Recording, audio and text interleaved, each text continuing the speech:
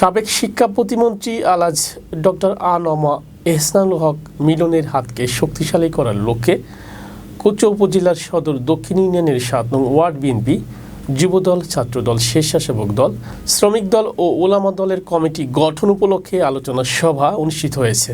কোচুয়া প্রতিনিধি জানান, শুক্রবার সন্ধ্যা রাতে তুলপাই বাজার মাঠে আলোচনা সভায় প্রধান অতিথির বক্তব্য রাখেন কোচুয়া উপজেলা যুবদলের সভাপতি আব্দুস সালাম শান্ত, ওয়ার্ড বিএনপির সভাপতি আবু মিয়া পাটোয়ারির সভাপতিত্বে ও উপজেলা ছাত্রদলের সহসভাপতি ওয়াহিদ মুন্সির পরিচালনায় বক্তব্য রাখেন উপজেলা ওলামা দলের সভাপতি মাওলানা কবির মুন্সি, সাধারণ সম্পাদক মাওলানা নূর আহমেদ আজাদ, উপজেলা বিএনপির সদস্য রফিকুল ইসলাম পাটোয়ারি, ইউনিয়ন বিএনপির সভাপতি তাফাজ্জল হোসেন, সাধারণ সম্পাদক আব্দুর রশিদ মিয়াজি, সদস্য বিল্লাল হোসেন, ইউনিয়ন যুবদলের সভাপতি অলিউল্লাহ প্রধান, সাধারণ সম্পাদক আক্তার হোসেন, উপজেলা ছাত্র দলের সহসভাপতি কামরুল হাসান, সদস্য আলামিন মোল্লা, সাবেক ইউনিয়ন ছাত্র দলের সভাপতি তৌহিদ খন্দকার, ইউনিয়ন উলামা দলের সভাপতি মাওলানা সুলতান আহমেদ, সদস্য হাফেজ মাওলানা সাইফুল, স্বেচ্ছাসেবক দলের সভাপতি আমানুল্লাহ, শ্রমিক দলের আহ্বায়ক দুলাল মিয়া, ইপু সদস্য ওবায়েদ মুন্সি সহ আরও অনেকে।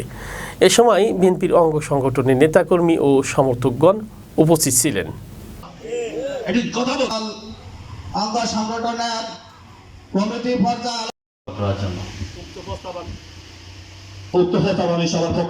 আসসালামু আলাইকুম।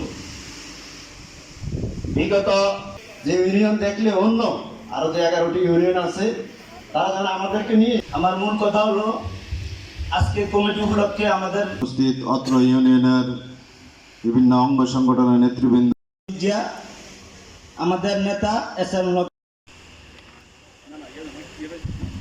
সঠিকভাবে পালন করে আমাদের এই সংগঠন তথা মিলন জমিনে তারা লাল নিশান টাঙ্গাই আমার জমিন দখল করে নিয়ে গেছে। ঠিক না ঠিক বলেন?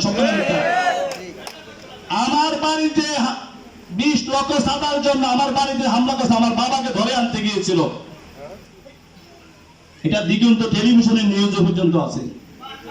এত অত্যাচার নির্যাতন করার পরও আমরা কি বলেছি?